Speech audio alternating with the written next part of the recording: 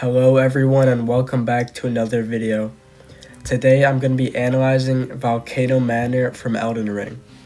I'm playing through Elden Ring right now and I just did Volcano Manor and it was a really unique and interesting area, so I wanted to talk about it.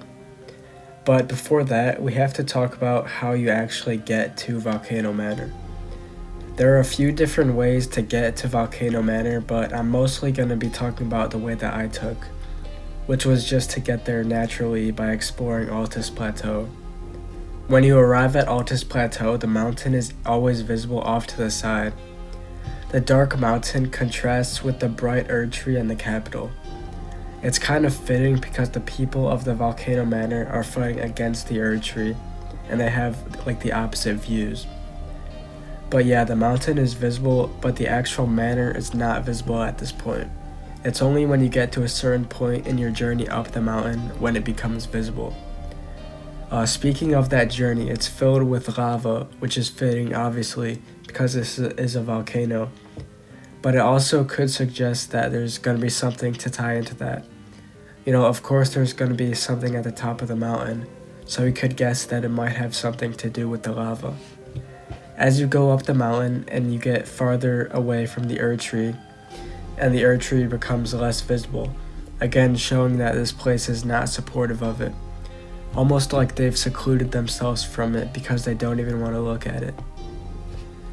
So after going up the mountain, the manor becomes visible. It's this giant, dark, elegant looking place on the top of this mountain. And so you go inside and it has that same vibe. It's dark, but it also has that elegance to it. Tanith is sitting right by the Grace, and from talking to her, we learn what this place is and why it's here. She tells us she's at war with the Erdtree and asks us to join. And upon joining, she gives us the key to the rooms in the hallway. The main room has a couple characters which we may or may not have seen before, as well as a letter for us. The letter is for an assassination that they want us to complete. There's 3 of these in total, and they're nothing crazy. They're just NPCs we have to invade and take care of. It is kind of cool to see that we're actually doing something though, rather than just joining the war against the Erdtree and then doing nothing about it. The characters in this room are Bernal, who sells Ashes of War, and the fan favorite Raya. Patches can also be found here, and he as well as Bernal can give us letters for assassinations too. It's kind of weird for Patches to be here, but it also kind of makes sense that he's in the place for misfits. One thing I want to mention is that most of the assassinations give armor sets for completing them, which is really nice. Some of them are some of the best sets in the game, like the Bull Goat set and the Raging Wolf set. And there are other rewards too, like the Fire Whip or the Poison Katana. This on its own would be a pretty cool location, but it also has an entire legacy dungeon attached to it, and it's one of the best in the game, probably top 3 in the base game.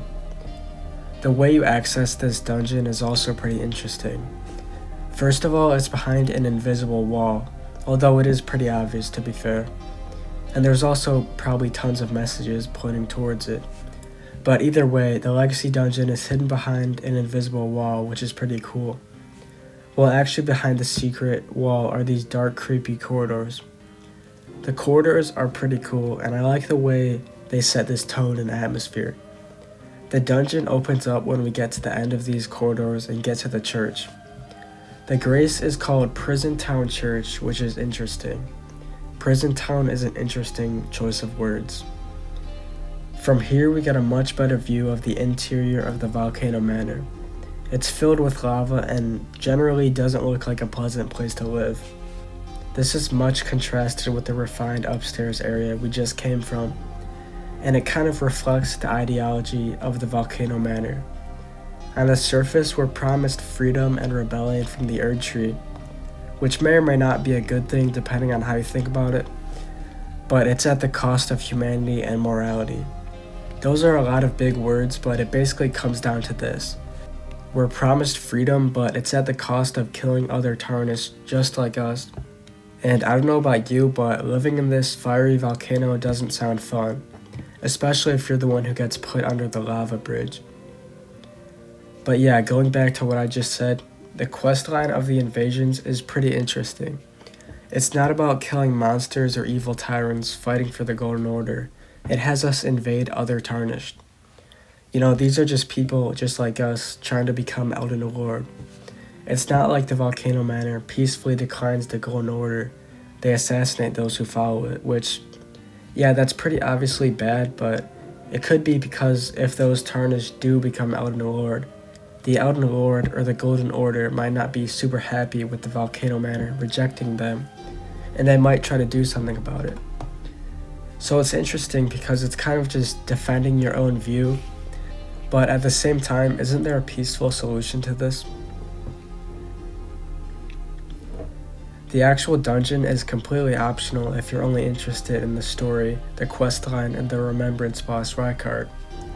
But there's a lot of good stuff in the dungeon, so I always like to do it.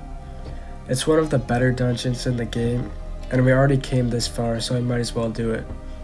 It really is an interesting area, both in the visuals and gameplay. For one thing, the layout and visuals combine to make like 3 different sections of the area.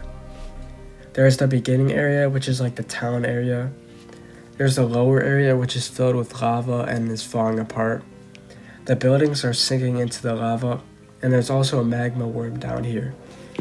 Then there's the top section after the Godskin Noble, which is closer to the actual manor part that we started in, both visually and literally because it looks a lot more refined, but it also connects to the starting area. All 3 of these areas have a very dreadful atmosphere, especially the dark corridors with the Albinaurics. I really don't have much to say. You can probably see for yourself what I'm talking about it. I mean, the bridge literally has cages that go into the lava. On a gameplay level, I don't really have much to talk about other than the snake guys. I believe this is the only time they appear in the game, and they're an interesting enemy.